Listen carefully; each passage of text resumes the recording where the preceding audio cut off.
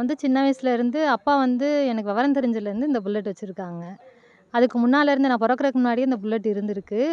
எனக்கு விவரம் தெரிஞ்சு நாங்க போனதுன்னா, ஃபேமிலியா போனோன்னா, அந்த புல்லட்ல தான் முன்னாடி நானும் அக்காவும் உட்காந்து தான் அதில போவோம். அதுலேருந்தே முன்னாடி உட்காரலயே ஒரு ஃபீல் இருக்கும். ஒரு கெத்தா, ஒரு மாரி தேர்ல வந்து உட்காந்து போற மாரி ஒரு ஹைட்டா அப்படி தெரியும் பார்க்கையிலே.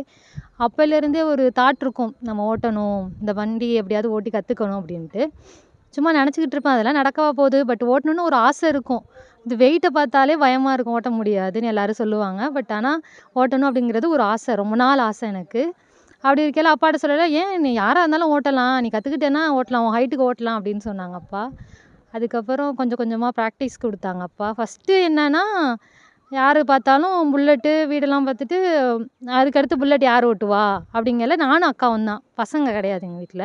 ஸோ அப்படி இருக்கையில எல்லாரும் ஒரு பையன்லாம் போயிட்டான். அடுத்து இதெல்லாம் மெயின்டெயின் பண்றதுக்கு அப்படின்னு சொன்னோனே, எனக்கு டக்குன்னு அப்பதான் ரொம்ப அதிகமான இன்ட்ரெஸ்ட் வந்துச்சு. ஏன் பையனால மட்டும் தான் பண்ண முடியுமா?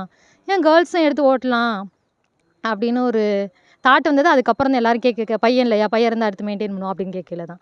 அப்படி இருக்கையில தான் பொண்ணாலயும் முடியும் அப்படின்ட்டு எங்க அப்பாட்ட "ஏன்ப்பா எனக்கு கத்துக் குடுங்கப்பா" அப்படின்னு சொல்லிட்டு ஒரு ஒரு 9த் தான் ஃபர்ஸ்ட்டு ஸ்டார்ட்டிங். 9த் தான் அப்பா வந்து கிக்கர் அடிக்கிறதுக்கு ஃபர்ஸ்ட்டு கத்துக் குடுத்தாங்க. அதுக்கப்புறம் இதுக்கு போடுற ஒரு கவர் இருக்கும். அது ரொம்ப வெயிட்டா இருக்கும் ஃபர்ஸ்ட் ஆஃப் ஆல். அத தூக்கி போடுறதுக்கே நான் அழுவேன். எங்க அப்பா அப்போதைக்கு என்ன சொன்னாங்கன்னா, "நீ இத தூக்கி போடுறதுக்கே இப்படி அழுவுற, அப்புறம் எப்படி இந்த வண்டிய ஓட்டுவ?" அப்படின்னு கேட்டாங்க ஒரு நாள். அதுலேருந்து எனக்கு ரொம்ப அது மேல இன்டென்ஸ் ஆயிருச்சு. ஓட்டணும், ஓட்டணும் அப்படின்ட்டு. சரி ஓகேன்னு அப்பா வந்து லீவ்லலாம் வந்து 10த் லீவு தான். 10த் லீவ்ல வந்து இங்க கிரவுண்ட் இருக்கு ஹை ஸ்கூல் பக்கத்துல. சரி வா சும்மா ஓட்டி பார்க்கலாம் அப்படின்ட்டு எல்லாமே சொல்லிக் குடுத்தாங்க ஃபர்ஸ்ட்டு. "நீ பயப்படாம ஓட்டு. இந்த பம்பர் இருக்கு. நீ விழுந்தாலும் உனக்கு அடிபடாது." அப்படின்னு சொல்லி எல்லாத்தையுமே கிளட்ச் இப்படி தான் பிடிக்கணும், கியர் இப்படிதாங்கிறத கிளியரா சொல்லிக் குடுத்தாங்க. ஈவினிங் ஆனா ரவுண்ட் அடிக்க எடுத்துட்டு போயிரும். விழுந்து விழுந்து தான் ஓட்டுனேன். விழுகாமலாம் ஓட்டல. ஆனா எனக்கு எதுவும் அடிபட அந்த பம்பர் வந்து சேஃப் இதுல. அதனால அவ்வளவா அடியெல்லாம் படல. ஃபர்ஸ்ட்டு விழுந்து விழுந்து அடுத்து தான் பேலன்சிங் வந்து நம்ம கத்துக்கிட்டோம்னா, எந்த வண்டிய வேணா ஓட்டலாம். ஸோ பேலன்சிங் தான் இத நம்ம வந்து தூக்க போறதில்ல வெயிட்டுக்கு. ஜஸ்ட்டு பேலன்சிங் தான். பேலன்சிங் கத்துக்கிட்டோம் அப்டின்னா, நம்ம ஓட்டலாம் அப்படிங்கிறது அப்புறம் தான் எனக்கு புரிஞ்சுச்சு. அதுக்கப்புறம் எந்தெந்த இடத்துல எப்படி போணும், அதே மாரி பள்ளமான என்னதான் பேலன்சிங் பண்றதுக்கு ட்ரிக்கே வந்து பள்ளமான இடத்துல வந்து நிப்பாட்டக்கூடாது. ஏன்னா ஒன் சைடு அப்படியே சாஞ்சுச்சுன்னா தூக்கவே முடியாது. ஸோ மேடான இடத்த முன்னாடி ஃபிக்ஸ் பண்ணிட்டு, அதுக்கப்புறமா தான் நம்ம நிப்பாட்டணும் அப்படிங்கிறத எங்க அப்பா சொல்லிக் குடுத்தாங்க. நெக்ஸ்ட்டு கிரவுண்ட்ல ஓட்டி கொஞ்சம் கொஞ்சம் ஓட்ட ஸ்டார்ட் பண்ணிட்டேன்.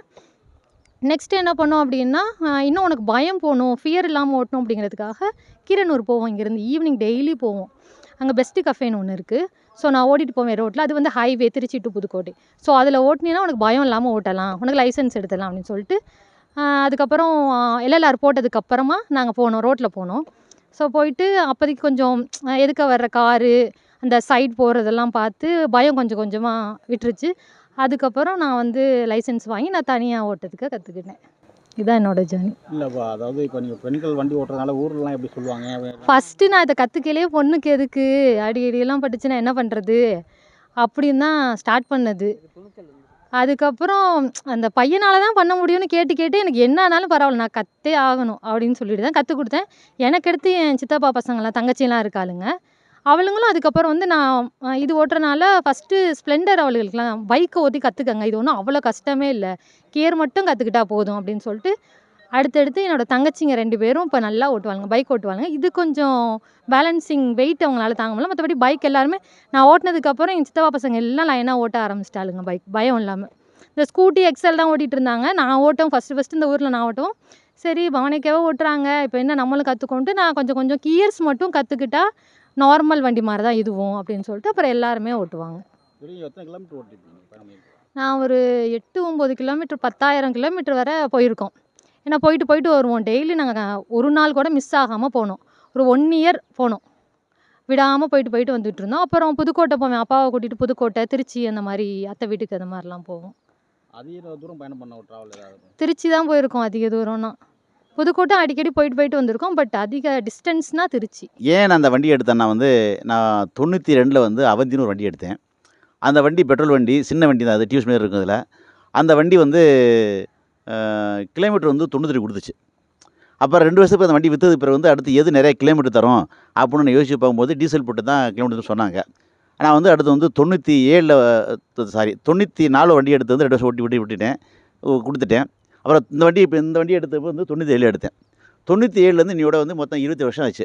பராமரிச்சுட்டு இருக்கேன் இதில. காலேஜெல்லாம் வண்டி எடுத்து போகும்போது வந்து யார் இது புல்லட் பிரியாவா அப்படின்னு அவளுக்கு தனிப்பட்ட ஒரு பேர் இருக்குது.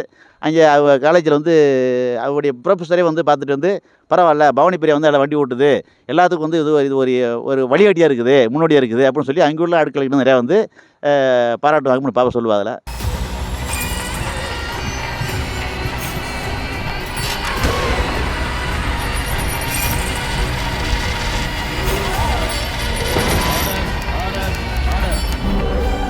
நிகழ்தகவு குற்றங்களின் மறுபரிமாணம் நாள்தோறும் இரவு 10 மணிக்கு இணைந்திருங்கள் நமது நியூஸ் தமிழ் தொலைக்காட்சியோடு.